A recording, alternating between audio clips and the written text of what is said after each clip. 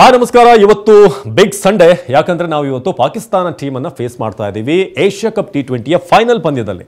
ಈ Asia cup T20 ಅಂತೂ ಬಹಳಷ್ಟು ಚರ್ಚೆಗೆ ಕಾರಣವಾದಂಥ ಒಂದು ಟೂರ್ನಮೆಂಟ್. ಸಾಕಷ್ಟು ವಿವಾದ, ಸಾಕಷ್ಟು ಮಾತುಕತೆ, ಪರ ವಿರೋಧ ಎಲ್ಲವನ್ನೂ ಕೂಡ ನಾವು ನೋಡಿದ್ದೀವಿ. ಆದರೆ ಫೈನಲಿ ಇವತ್ತು ನಾವು ಪಾಕಿಸ್ತಾನ ವಿರುದ್ಧ ಫೈನಲ್ ಮ್ಯಾಚನ್ನು ಆಡ್ತಾ ಇದ್ದೀವಿ. ಸೊ ಒಂದು ಬ್ಲಾಕ್ ಬಸ್ಟರ್ ಸಂಡೇ ಇವತ್ತೆಲ್ಲರೂ ಕೂಡ ಸಾಕ್ಷಿ ಆಗ್ತಿರೋದು. ಈಗಾಗಲೇ ನಾವು ಯಾವುದೇ ಮ್ಯಾಚನ್ನು ಕೂಡ ಸೋಲ್ದೆ 6ಕ್ಕೆ 6 ಲೀಗಲ್ಲಿ 3 ಮ್ಯಾಚ್, ಸೂಪರ್ 4ಅಲ್ಲಿ 3 ಮ್ಯಾಚನ್ನು, ಅದರಲ್ಲೂ ಶ್ರೀಲಂಕಾ, ಬಾಂಗ್ಲಾ, ಪಾಕಿಸ್ತಾನ 3 ಕೂಡ ಬೀಟ್ ಮಾಡಿದ್ದೀವಿ. ಪಾಕಿಸ್ತಾನ 2 ಬಾರಿ ಬೀಟ್ ಮಾಡಿರುವಂಥದ್ದು ಕೂಡ ಆಗಿದೆ. ಸೊ ಇವತ್ತಿನ ಮ್ಯಾಚ್ ಬಗ್ಗೆ ಹೇಳೋದಾದರೆ ನಿಮ್ಗೆ ಆಲ್ರೆಡಿ ಗೊತ್ತಿದೆ ಪಾಕಿಸ್ತಾನದ ಸ್ಟ್ರೆಂತ್ ಏನು, ಮೈನಸ್ ಏನು ಅನ್ನೋದ್ರ ಬಗ್ಗೆ. ಅಲ್ಲಲ್ಲಿ ಓಪನಿಂಗಲ್ಲಿ ಬ್ಯಾಟಿಂಗ್ ಇದೆ, ಹೌದು. ಶೈಬ್ಜಾದ, ಫರ್ಹಾನ್ ಏನಿದ್ದಾರೆ ಅಲ್ಲಿ ಒಂದಷ್ಟು ಬ್ಯಾಟಿಂಗ್ ಕಾಣಿಸುತ್ತೆ. ಅಯೂಬ್ ಏನಂತ ಒಂದು ಫಾರ್ಮಲ್ ಇಲ್ಲ. ಇನ್ನು ಫಖರ್ ಜಮಾನ್, ಸೊ ಈತ ಹಿಂದೆ ಇಂಡಿಯಾದ ಮೇಲೆ ಆಡಿರುವಂಥ ಒಂದಷ್ಟು ಇನ್ನಿಂಗ್ಸ್ಗಳೇನಿದೆ, ಆತ ಯಾವತ್ತೂ ಕೂಡ ಒಂದಷ್ಟು ಡೇಂಜರ್ ಆಗಬಲ್ಲಂಥ ಪ್ಲೇಯರ್.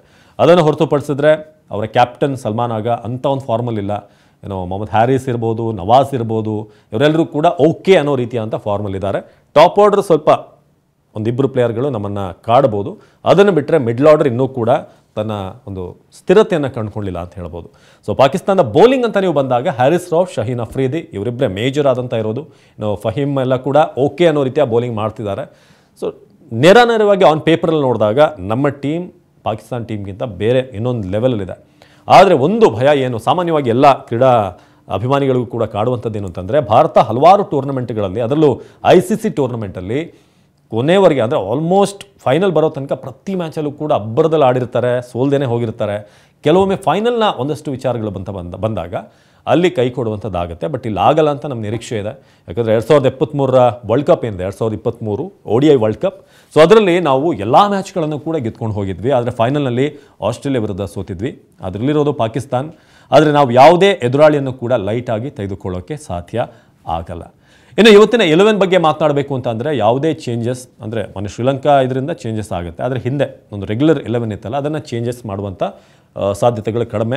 ಅಭಿಷೇಕ್ ಶರ್ಮಾ ಸ್ವಲ್ಪ ಏನೋ ಕ್ರ್ಯಾಂಪ್ ಇತ್ತು ಅನ್ನೋದ್ರ ಬಗ್ಗೆ ಮಾಹಿತಿ ಇತ್ತು, ಬಟ್ ಸ್ಟಿಲ್ ಅಂಥ ಮೇಜರ್ ನ್ಯೂಸ್ ಇಲ್ಲ, ಅವರು ಆಡ್ತಾರೆ ಅನ್ನೋ ರೀತಿಯಾಗಿದೆ. ಹಾರ್ದಿಕ್ ಪಾಂಡ್ಯ ಕೂಡ ಸ್ವಲ್ಪ 1 ಓವರ್ ಮಾತ್ರ ಮಾಡಿದರು, 7 ರನ್ ಕೊಟ್ಟಿದ್ರು, 1 ವಿಕೆಟನ್ನು ಗಳಿಸಿದರು. ನಂತರ ಅವರಿಗೆ ಬೌಲಿಂಗ್ ಮಾಡೋಕ್ಕೆ ಸಾಧ್ಯ ಆಗಿಲ್ಲ ಶ್ರೀಲಂಕಾ ಮ್ಯಾಚಲ್ಲಿ. ಹಾಗಾಗಿ ಹಾರ್ದಿಕ್ ಪಾಂಡ್ಯ ಕೂಡ ಇವತ್ತು ಆಡ್ತಾರೆ ಅನ್ನೋದ್ರ ಬಗ್ಗೆನೇ ಅಪ್ಡೇಟ್ ಇದೆ. ಇದೆರಡು ಮಾತ್ರ ಈಗ ಒಂದು ಕ್ವಶನ್ ಇರೋದು, ಅಭಿಷೇಕ್ ಶರ್ಮಾ ಮತ್ತು ಹಾರ್ದಿಕ್ ಪಾಂಡ್ಯ ಫಿಟ್ನೆಸ್ ಬಗ್ಗೆ. ಬಟ್ 99% ಅವರು ಆಡ್ತಾರೆ. ಸೊ ಇನ್ನು ಓವರಾಲ್ ಇವತ್ತಿನ ಮ್ಯಾಚ್ ಬಗ್ಗೆ ಹೇಳೋದಾದರೆ, ಒಂದು ಒಳ್ಳೆ ಟಾಸ್ ಗೆದ್ದಾದಮೇಲೆ ನಾವು ಚೇಸಿಂಗನ್ನು ಮಾಡುವಂಥ ಸಾಧ್ಯತೆಗಳಿದೆ. ಆದರೆ ಹೇಗೆ ಒಂದು ಆ ಚೇಸಿಂಗ್ ಪ್ರೆಷರ್ ಫೈನಲ್ ಮ್ಯಾಚಲ್ಲಿ ಖಂಡಿತ ಇದ್ದೇ ಇರುತ್ತೆ. ಫಸ್ಟ್ ಬ್ಯಾಟಿಂಗ್ ಮಾಡಿದ್ರೆ ಒಂದು ದೊಡ್ಡ ಟಾರ್ಗೆಟನ್ನು ನಾವು ಸೆಟ್ ಮಾಡಬೇಕಾಗುತ್ತೆ. ಶ್ರೀಲಂಕಾ ಮ್ಯಾಚಲ್ಲಿ ನಾವು ಪಾಠವನ್ನು ಕಲ್ತಿದ್ದೀವಿ. 202 ಹೊಡೆದ್ರೂ ಕೂಡ ಅದನ್ನು ಹೇಗೆ ಅವರು ಬಂದು ಟೈ ಮಾಡಿದ್ರು ಅಂತ. ಸೊ ಅದರಿಂದ ನಾವು ಒಂದಷ್ಟು ಪಾಠಗಳನ್ನು ಕಲಿತು ಎಲ್ಲಿ ನಾವು ಎಡವಿದ್ದೀವಿ ಅನ್ನೋದನ್ನು ಕರೆಕ್ಟ್ ಮಾಡಿಕೊಂಡು ಇವತ್ತಿನ ಮ್ಯಾಚನ್ನು ನಾವು ಗೆಲ್ಬೋದು. ಸೊ ನಿಮ್ಮ ಪ್ರಕಾರ ಹೇಗಿರಬೇಕು 11? ಏನಾದರೂ ಬದಲಾವಣೆ ನೀವು ನಿರೀಕ್ಷೆ ಮಾಡ್ತಾ ಇದ್ದೀರಾ? ಸೊ ಒಂದು ವೇಳೆ ಟಾಸ್ ವಿನ್ ಆದರೆ ಭಾರತ ಎಷ್ಟು ರನ್ ಗಳಿಸುತ್ತೆ? ಇನ್ ಕೇಸ್ ನಾವು ಅವ್ರನ್ನೇನಾದರೂ ಬ್ಯಾಟಿಂಗ್ ಬಿಟ್ಟರೆ ಎಷ್ಟಕ್ಕೆ ಅವ್ರನ್ನ ಕಟ್ ಹಾಕಬೇಕು? ಇದೆಲ್ಲದರ ಬಗ್ಗೆ ಕೂಡ ಡೀಟೇಲ್ಸನ್ನು ಮತ್ತು ನಿಮ್ಮ ಅಭಿಪ್ರಾಯವನ್ನು ಕಮೆಂಟ್ನಲ್ಲಿ ತಿಳಿಸಿ. ಇದಾಗಿತ್ತು TV9 ವಿಶೇಷ. ನಿರಂತರ ಸುದ್ದಿಗಾಗಿ ನೋಡ್ತಾ ಇರಿ TV9.